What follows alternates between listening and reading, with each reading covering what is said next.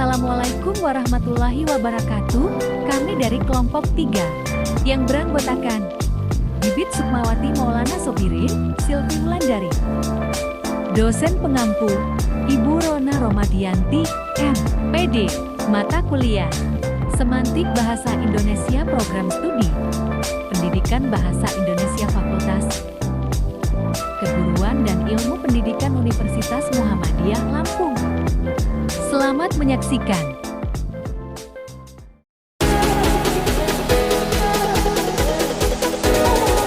Assalamualaikum warahmatullahi wabarakatuh. Di sini kami akan menyampaikan sedikit materi tentang makna leksikal. Menurut Kamus Besar Bahasa Indonesia, makna diartikan sebagai arti atau pengertian yang diberikan kepada suatu bentuk kebahasaan. Makna leksikal ialah makna lambang kebahasaan yang bersifat dasar. Makna jenis ini merujuk pada arti sebenarnya dari suatu bentuk kebahasaan yang dapat berdiri sendiri tanpa melihat konteks. Misalnya, kata gajah yang artinya jenis hewan berkaki 4 yang mempunyai belalai panjang, gading yang besar, dan telinga yang lebar. Yang selanjutnya ada kategori nominal. Kata-kata atau leksem nominal dalam bahasa Indonesia secara semantik mengandung ciri makna plus benda atau yang disingkat B. Dan oleh karena itu, leksem nominal secara struktural akan selalu dapat didahului oleh preposisi di atau pada. Berdasarkan analisis semantik lebih lanjut, leksem nominal ini dapat dikelompokkan atas tipe-tipe sebagai berikut. Yang pertama ada tipe 1. Tipe 1 berciri makna utama, yaitu plus B atau benda dan plus O atau orang. Tipe 1 ini terbagi atas 6 subtipe yang masing-masing berbeda. Yang pertama ada subtipe 1A. Berciri makna plus benda, plus orang, plus nama diri atau yang disingkat ND. Contohnya Anita, Sari, Vinda, dan Marsha. Selain berciri makna benda, orang, dan nama diri, leksem nominal dari subtipe ini juga mengandung komponen makna plus bernyawa atau NY, plus konkret atau K, dan tidak terhitung atau min-H. Jadi secara keseluruhan leksem nominal dari subtipe IA ini 1A ini mengandung ciri makna plus B, plus O, plus ND, plus NY, plus K, dan min H. Yang selanjutnya yaitu subtipe 1B. Berciri makna plus benda, plus orang, plus nama perkerabatan atau yang disingkat NK. Contohnya ibu, bapak, kakak, dan adik. Selain itu, leksem nominal dari subtipe 1B ini juga mengandung ciri makna plus NY, plus N, plus K, dan plus H. Jadi, secara keseluruhan leksem nominal dari subtipe 1B ini mengandung ciri makna plus B, plus O, plus NK, plus NY, plus K, dan plus H. Yang ketiga ada subtipe 1C. Berciri makna plus benda, plus orang, plus nama pengganti atau yang disingkat NP. Contohnya dia, saya, kamu, dan mereka. Selain itu, leksem nominal dari subtipe 1C ini mengandung pula makna plus NY, plus K, dan min H. Jadi, secara keseluruhan mengandung makna antara dia, misalnya dengan mereka. Dia memiliki makna plus tunggal, sedangkan mereka memiliki makna min tunggal. Yang keempat, ada subtipe 1D. Berciri makna plus benda, plus orang, dan plus nama jabatan atau yang disingkat NJ. Contohnya guru, lurah, camat, dan gubernur. Selain itu, leksem nominal dari subtipe 1D ini mengandung pula makna plus NY, plus K, dan plus H. Jadi, leksem nominal ini secara keseluruhan mengandung makna plus B, plus O, plus NY, plus K, dan plus H. Yang selanjutnya ada subtipe 1E, berciri makna plus benda, plus orang, dan plus nama gelar atau yang disingkat NG. Contohnya insinyur, doktor, raden, dan sarjana hukum atau SA. Selain itu, leksem-leksem nominal dari subtipe 1E ini juga memiliki ciri makna plus NY, plus K, dan plus H. Jadi, leksem nominal ini secara keseluruhan mengandung makna plus B, plus O, plus NG, plus NY, plus K, dan plus H. Yang keenam ada subtipe 1F, berciri makna plus benda, plus orang, dan plus nama pangkat atau yang disingkat NPA. Contohnya sersan, opsir, letnan, dan kolonel. Selain itu, leksem-leksem nominal dari subtipe 1F ini memiliki pula ciri makna plus NY, plus NK, plus K, dan plus H. Jadi leksem nominal ini secara keseluruhan mengandung makna plus B, plus O, plus NPA, plus NY, plus K, dan plus H. Ciri makna plus H yang ada pada leksem subtipe 1B, 1E, dan 1F, dan tidak ada pada leksem subtipe 1D dan 1C, menyebabkan leksem yang memiliki ciri itu dapat diberi keterangan numeral seorang, sedangkan yang tidak memiliki ciri itu tidak dapat diberi keterangan numeral seorang. Bandingkan antara yang pertama ada seorang Fatimah dengan seorang adik. Yang kedua, seorang Hasan dengan seorang camat.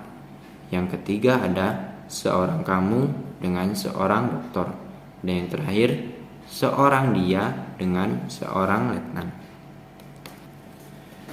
Yang selanjutnya yaitu tipe 2, berciri makna utama, yaitu plus B dan institusi atau yang disingkat I.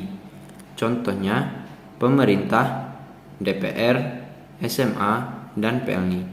Selain itu, leksem-leksem nominal tipe 2 ini juga memiliki ciri makna plus orang metaforis atau yang disingkat Om, plus K, plus H. Jadi, secara keseluruhan leksem-leksem nominal ini berciri makna plus B, plus I, plus plus K, dan plus H. Ciri makna plus menyebabkan leksem nominal tipe 2 ini dapat menduduki fungsi gramatikal secara leksem tipe 1. Yang selanjutnya ada tipe 3, berciri makna utama plus B, plus binatang atau BI. Contohnya tongkol, kucing, gelatik, harimau, dan lain sebagainya. Selain itu, leksem-leksem nominal tipe 3 ini memiliki pula ciri makna plus NY, plus K, dan plus H. Dengan demikian, secara keseluruhan leksem-leksem nominal tipe 3 ini berciri makna plus B, plus BI, plus NY, plus K, dan plus H. Yang selanjutnya ada tipe 4, berciri utama plus B dan tumbuhan atau yang disingkat T. Leksem nominal tipe 4 ini berdiri atas 3 subtipe, yaitu yang pertama ada subtipe 4A, berciri makna utama plus B dan plus T. Misalnya rumput, perdu, ilalang, dan keladi. Selain itu, leksem-leksem nominal 4A memiliki pula ciri makna plus B, plus pohon atau yang disingkat PO. Contohnya pohon durian, nangka, ketapang, dan lain sebagainya. Selain dari itu, leksem-leksem nominal.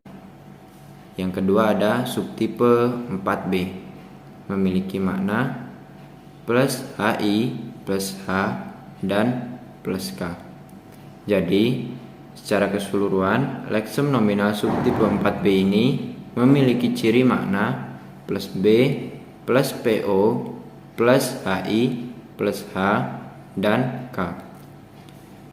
Yang ketiga ada subtipe 4C, berciri makna utama B plus tanaman atau yang disingkat TA, misalnya padi, bayam, ketela, ubi, dan kubis. Baiklah, selanjutnya ada subtipe 4C, berciri makna utama plus B plus tanaman atau yang disingkat TA, misalnya padi, bayam, ubi, kubis, dan lain sebagainya.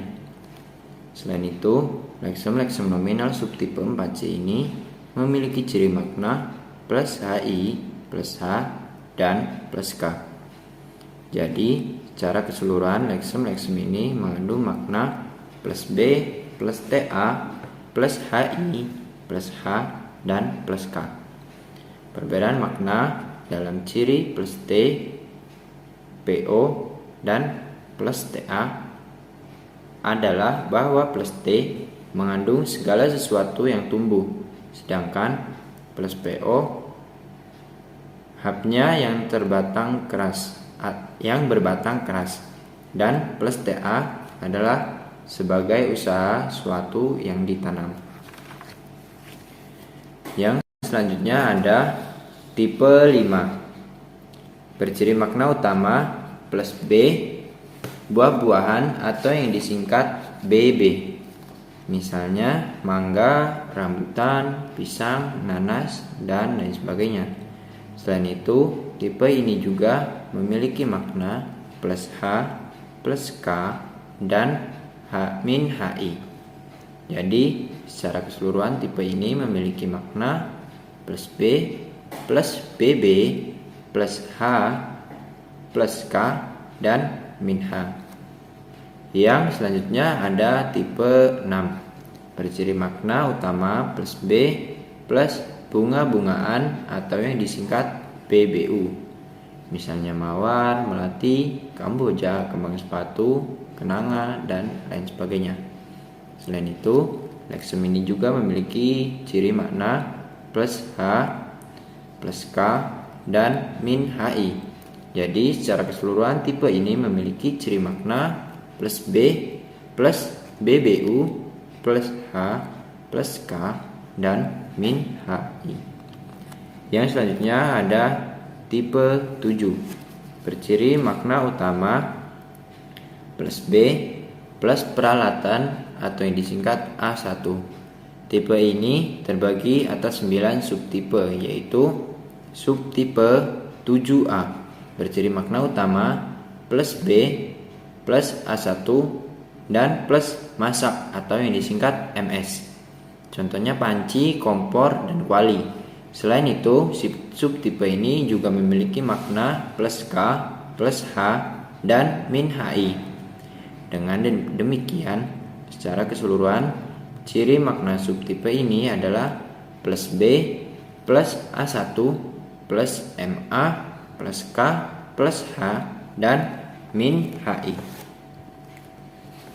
Yang kedua ada subtipe 7B, berciri makna utama plus B plus A1 dan plus makan atau yang disingkat MK.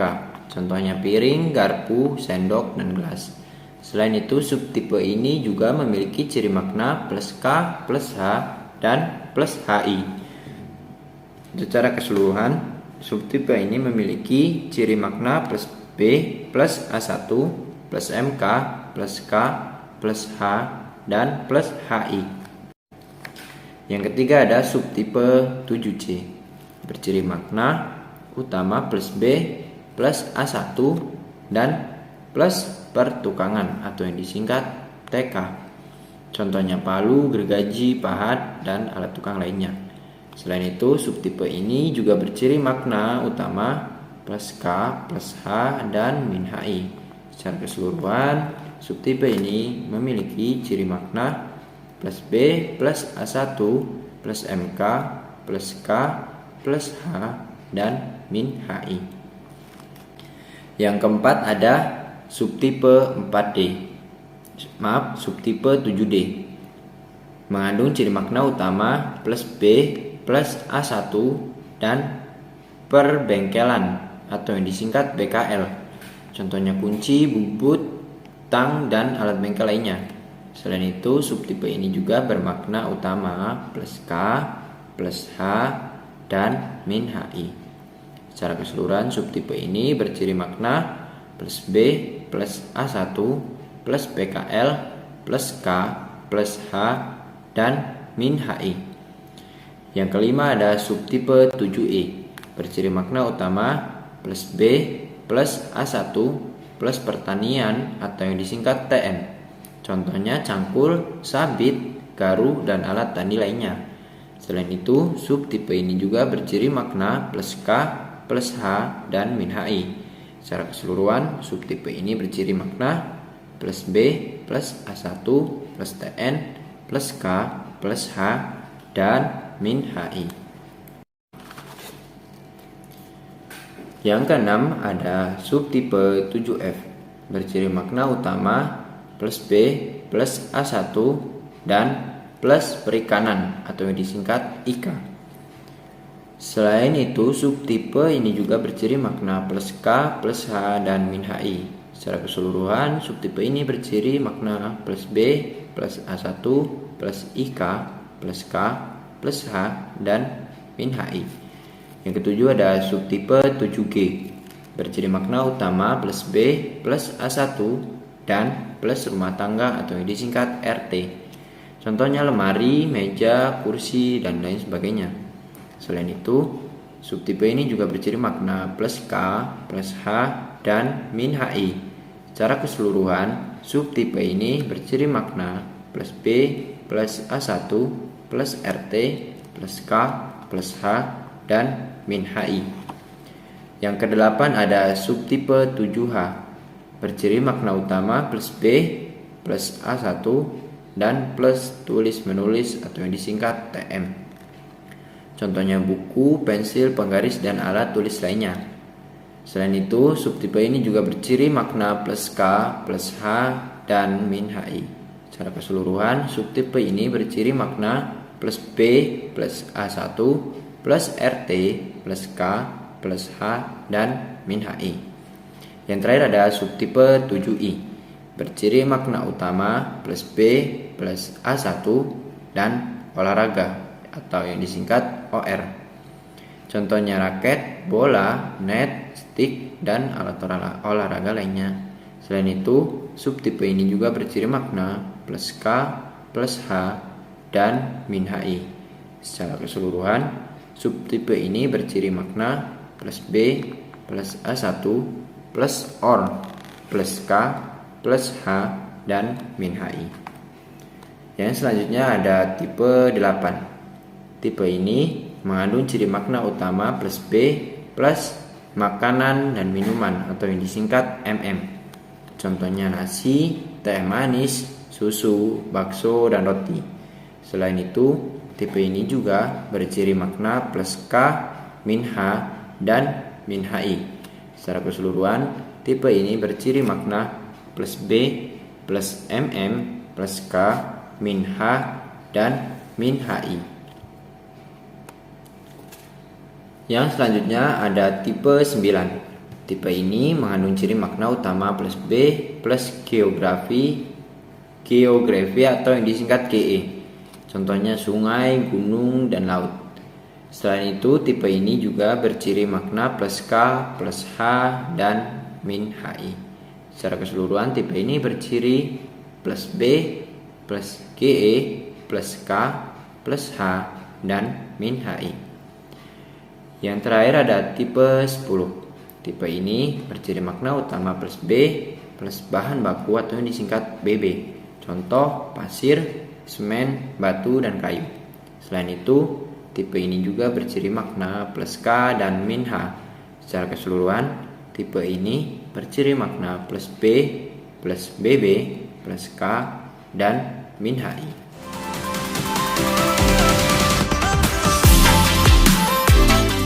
Kategori verbal. Leksem-leksem verbal dalam bahasa Indonesia secara semantik ditandai dengan mengajukan 3 macam pertanyaan terhadap subjek tempat atau verba menjadi predikat klausanya. Ketiga pertanyaan itu adalah yang pertama, apa yang dilakukan subjek dalam klausa tersebut? Kedua, apa yang terjadi terhadap subjek dalam klausa tersebut? Dan yang ketiga, bagaimana keadaan subjek dalam klausa tersebut? Kemudian, berdasarkan analisis semantik, sejalan dengan Tampu Bolon 1979, 1988, 1988B dalam syair, kategori verbal dapat dibedakan menjadi 12 tipe. Ke-12 tipe itu adalah sebagai berikut. Tipe 1. Tipe ini adalah verba yang secara semantik menyatakan tindakan, perbuatan atau aksi pelaku. Verba ini adalah sebuah maujud berupa sebuah nomina yang berciri makna atau bernyawa, dan tindakan sebagai penggerak tindakan yang disebutkan oleh verba tersebut. Kemudian tipe kedua adalah verba yang menyatakan tindakan dan pengalaman. Pada verba ini pelakunya adalah sebuah maujud berupa nomina berciri makna atau bernyawa dan bertindak sebagai penggerak tindakan yang disebut oleh verba tersebut, sekaligus dapat pula sebagai maujud yang mengalami atau secara kognitif, emosional, atau sensasional tindakan yang dinyatakan oleh verba tersebut. Contoh, dia menaksir harga mobil bekas itu. Kemudian tipe ketiga. Tipe ini adalah verba yang menyatakan tindakan dan pemilikan atau benefaktif. Pelaku verba ini adalah maujud berupa nomina berciri makna atau bernyawa dan bertindak sebagai penggerak tindakan yang disebutkan oleh verba tersebut. Sedangkan pemilik bisa juga ketidakpemilikan, juga berupa nomina berciri makna atau bernyawa. Contohnya, Dika beli mobil dari Pak Fuad. Tipe 4. Tipe ini merupakan verba yang menyatakan tindakan dan lokasi. Pelaku tindakan berupa nomina berciri makna plus bernyawa yang dapat mengalami tindakan itu sendiri maupun tidak. Lokasinya berupa frase proporsional. Tipe 5. Tipe ini merupakan verba yang menyatakan proses pengalaman. Kemudian tipe 6. Tipe ini merupakan verba yang menyatakan proses benefaktif subjek dalam kalimat yang menggunakan verba.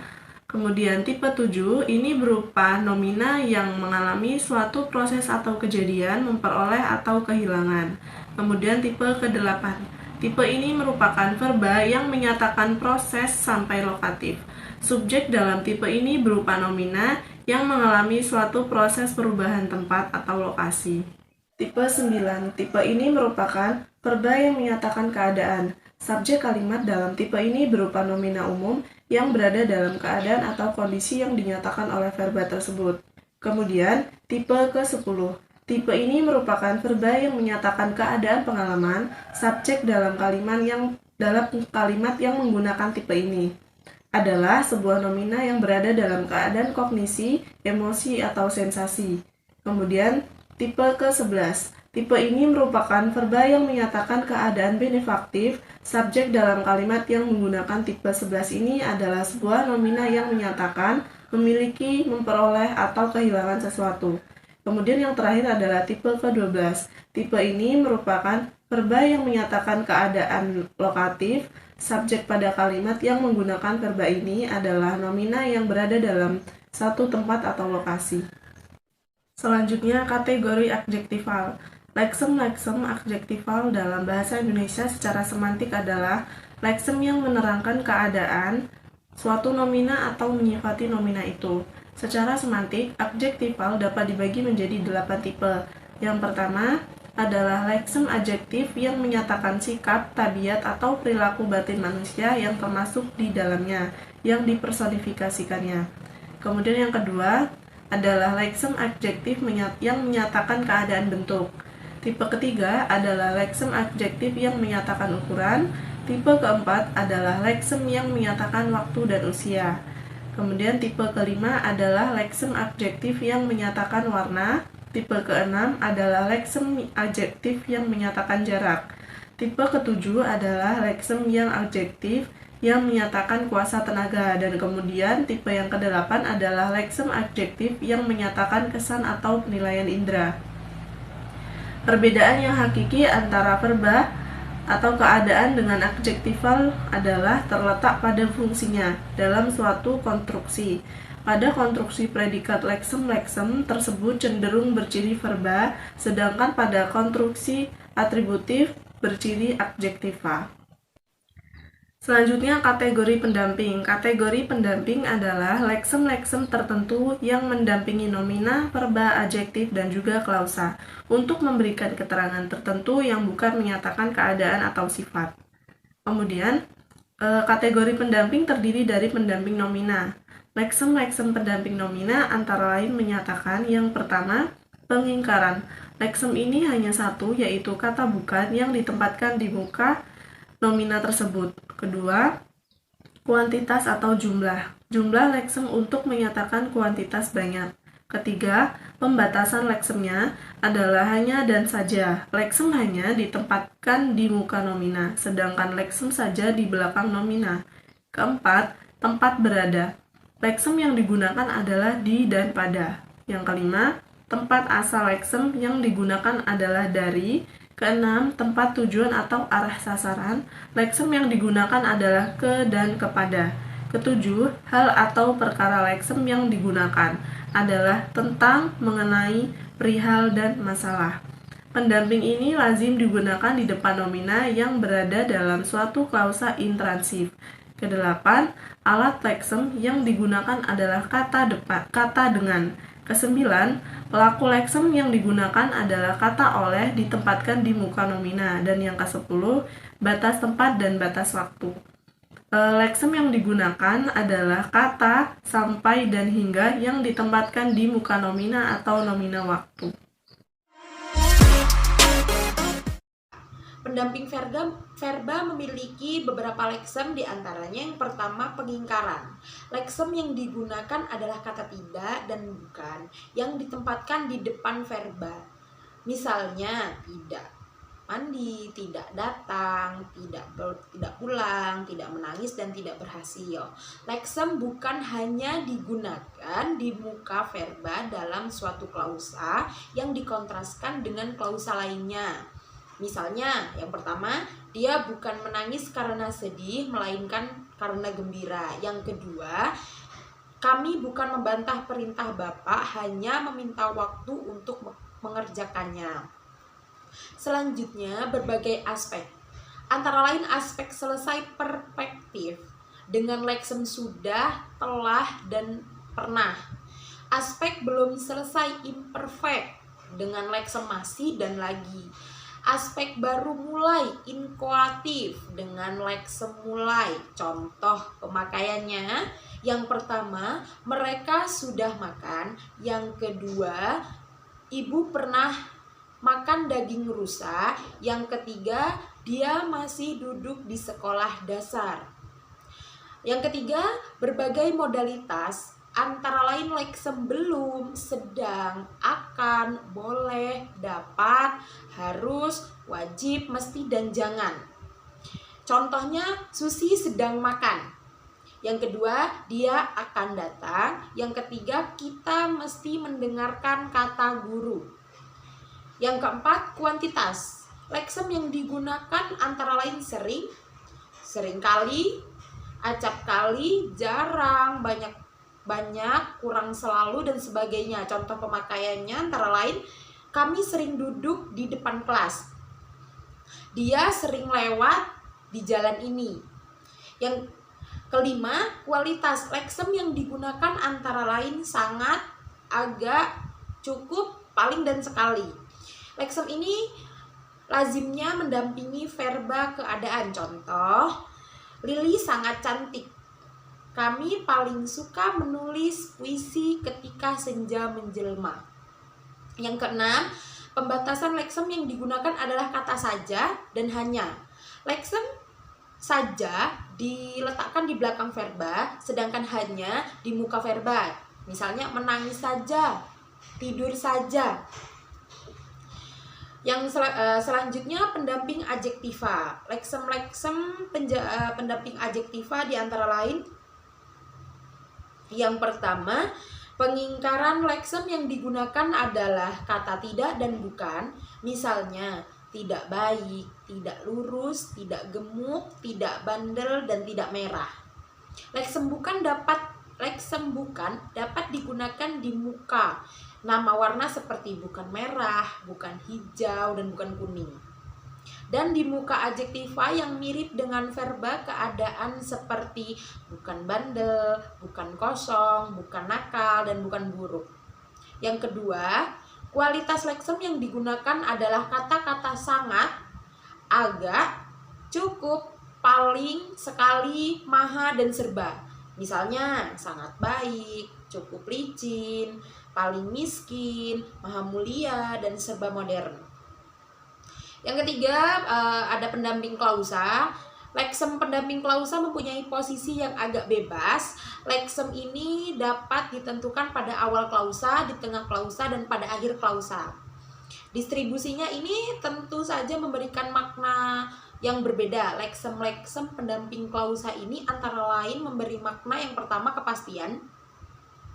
Leksem yang digunakan adalah pasti, tentu, dan memang. Misalnya, pasti dia hadir, dia pasti hadir, memang dia belum makan dari pagi, dia memang belum makan dari pagi. Yang kedua, keraguan. Leksem yang digunakan adalah kata barangkali, mungkin, dan boleh jadi. Misalnya, barangkali dia lupa. Yang kedua, kami mungkin tidak hadir di pesta pernikahanmu. Yang ketiga, harapan. Leksem yang digunakan adalah kata-kata moga-moga, semoga, mudah-mudahan, hendaknya, sebaiknya, dan seharusnya. Misalnya, kamu seharusnya tidak berkata begitu. 2.1.5 kategori penghubung. Kategori penghubung adalah leksem-leksem tertentu yang bertugas menghubungkan baik kata dengan kata frase, kata dengan frase, frase dengan frase, klausa dengan klausa, maupun kalimat dengan kalimat secara koordinatif maupun subkoordinatif. Yang pertama, penghubung koordinatif. Leksem-leksem penghubung koordinatif antara lain menyatakan makna. Yang pertama, penghubungan. Leksem yang digunakan ini adalah untuk menyatakan penggabungan antara dua buah kata, dua buah frase, dua buah klausa, serta untuk menyatakan penggabungan bisa sama dengan, seperti, dan, dengan. Untuk menyatakan gabungan biasa di antara dua buah kata. Contoh, Loli dan Rina sedang belajar. Kami menangkap ayam itu serta memasukkan ke dalam kandang. Penghubungan dan serta dapat dipakai untuk menghubungkan dua kata adjektiva yang maknanya sejalan, seperti gadis itu ramah dan rajin, guru kami tinggi dan besar. Tetapi tidak dapat dipakai untuk menghubungkan dua adjektiva yang maknanya berlawanan, kecuali pada posisi subjek. Perhatikan contohnya, pemuda itu rajin dan malas. Rajin dan malas bagi kami tidak ada bedanya. Yang kedua, pemilihan. Leksem yang digunakan adalah kata atau. Leksem ini dapat menghubungkan kata dengan kata dan juga klausa dengan klausa. Misalnya, dia atau Ahmad yang kau cari. Saya akan datang sendiri mengantarkan buku ini, atau kau yang akan datang mengambilnya ke rumahku. Yang ketiga, mempertentangkan dan mengkontraskan. Leksem yang digunakan adalah tetapi yang dapat digunakan antara kata dan kata, atau leksem atau klausa dan klausa, sedangkan yang digunakan antara klausa dengan klausa, namun yang digunakan antara kalimat dan kalimat. Dan sebaliknya, yang digunakan antara kalimat dan kalimat, contoh pemakaiannya adalah anak itu cerdas tapi malas. Yang kedua, anak itu memang cerdas tetapi malas. Selanjutnya, mengoreksi atau membetulkan. Leksem yang digunakan adalah melainkan dan hanya. yang digunakan di antara dua klausa. Misalnya, kami tidak meminta ganti rugi yang banyak, hanya meminta yang wajar-wajar saja. Selanjutnya, menegaskan leksem yang digunakan adalah, bahkan, itu pun, malah, lagi pula, apalagi, padahal, dan jangankan. Perhatikan contoh berikut ini. Yang pertama, ditambah garam sayur ini bukan menjadi sedap, malah menjadi tidak enak. Yang kedua, masakan di restoran ini enak dan harganya murah, lagi pula pelayanannya baik. Yang selanjutnya, pembatasan. Leksem yang digunakan adalah kecuali dan hanya. Kedua leksem ini dipakai di antara dua klausa. Semua pertanyaannya dapat kujawab, kecuali pertanyaan mengenai jumlah penduduk miskin itu. Soal-soal itu dapat kuselesaikan dengan baik, hanya soal nomor 5 yang kuragukan jawabannya. Selanjutnya, leksem yang digunakan adalah kata lalu, kemudian, selanjutnya, dan setelah. Perhatikan berikut. Contohnya, dia mengambil sebuah buku lalu duduk membacanya. Beliau menyilahkan kami masuk, kemudian menyuruh kami duduk. Dalam suatu paragraf yang klausa-klausa atau kalimat-kalimat merupakan kejadian yang kronologis, semua leksem penghubung itu dapat digunakan. Contoh, mula-mula diambilnya kertas dan pena, lalu ditulisnya sebuah surat, kemudian dipanggil anaknya, selanjutnya disuruhnya anak itu mengantarkan surat itu. Selanjutnya ada menyamakan. Leksem-leksem yang digunakan adalah yaitu dan yakni untuk menyamakan dan menjelaskan. Dan leksem adalah dan ialah adalah menyamakan dua konstituen yang sama maknanya. Contohnya, Presiden pertama Republik Indonesia yaitu Soekarno dimakamkan di Blitar. Contoh yang kedua, Soekarno adalah Presiden pertama Republik Indonesia. Selanjutnya, kesimpulan yang sudah dibacakan sebelumnya. Leksem yang digunakan adalah jadi, karena itu, oleh sebab itu, dan dengan demikian. Contoh, mereka adalah orang-orang yang sering berlaku curang. Oleh karena itu, kita harus berhati-hati menghadapinya. Contoh yang kedua, sejak kecil anak-anak itu harus kita biasakan bangun pagi-pagi, mandi, dan berangkat ke sekolah pada waktunya. Dengan demikian, kelak mereka akan menjadi manusia yang disiplin. Kedua, penghubung subordinatif. Penghubung subordinatif menghubungkan dua konsisten yang kedudukannya tidak setingkat. Konstituen yang satu merupakan konstituen bebas, sedangkan konstituen yang lain yang mukanya diberi leksem penghubung subordinatif ini merupakan konstituen bawahan yang terikat pada konstituen pertama. Posisi kedua konstituen ini dapat dipertukarkan sehingga penghubung subordinatif itu dapat berada pada awal kalimat maupun di tengah kalimat. Leksem subordinatif di antara lain menyatakan makna. Yang pertama, penyebab. Leksem yang digunakan sebab, karena, lantaran, dan berhubung. Contohnya, mereka terlambat karena jalanan macet. Yang kedua, akibat. Leksem yang digunakan adalah hingga atau sehingga, sampai, dan sampai-sampai.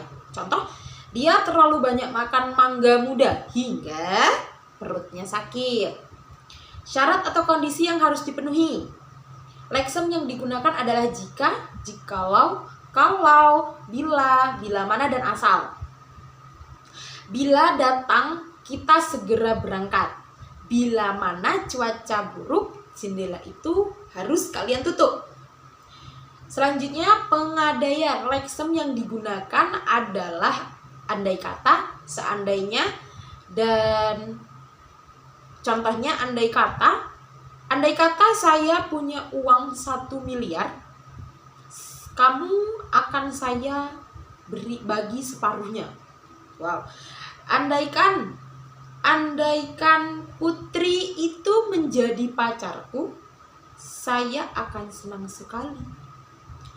Selanjutnya ada penegasan. Leksem yang digunakan adalah walaupun, biarpun, meskipun, kendati pun, sehubung pun, sekalipun, dan walaupun. Contohnya, meskipun tidak lulus ujian, dia tertawa-tawa saja.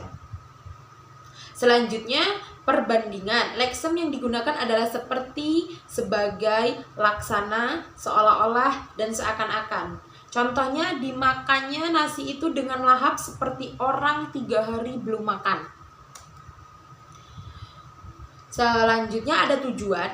Leksem yang digunakan adalah agar, supaya, untuk, buat, bagi, dan guna. Contohnya, buat orang-orang kaya harga karcis masuk itu sangat murah. Yang contoh yang kedua, jalan layang dibangun guna melancarkan arus lalu lintas. Selanjutnya, waktu leksem yang digunakan bermacam-macam tergantung pada waktu yang diterangkan. Di antaranya adalah ketika, sewaktu, dan tatkala, yang menyatakan waktu yang bersamaan, sementara, selama, sambil, dan seraya yang menyatakan jangka waktu yang tertentu yang bersamaan. Sejak atau semenjak untuk menyatakan awal waktu, sampai. Untuk menyatakan batas waktu, sebelum. Untuk menyatakan waktu lebih dulu, sesudah, setelah, dan sehabis. Untuk menyatakan waktu lebih kemudian. Contohnya, mereka datang ketika nenek tidak ada di rumah. Contoh yang kedua, sewaktu kami tiba, beliau sedang tidur. Penjelasan selanjutnya. Penjelasan leksem yang digunakan adalah ketika bahaya. Misalnya, kami belum mendengar bahwa harga sembako sudah normal lagi. Yang kedua, kabar bahwa mereka akan menikah bulan depan saya sudah tahu. Keadaan atau cara. Leksem yang digunakan adalah dengan dan tanpa. Contoh, dengan berbisik-bisik ditawarkannya majalah porno itu kepada setiap penumpang. Yang kedua, dia berjalan terus tanpa menoleh kiri dan kanan. Terima kasih sudah mendengarkan penjelasan dari kami semua. Mohon maaf jika kurang memahami dan banyak kekurangan. Teman-teman, mohon komenannya. Kami juga masih sama-sama belajar. Terima kasih sekali lagi sudah menonton. Saya akhiri. Wassalamualaikum warahmatullahi wabarakatuh.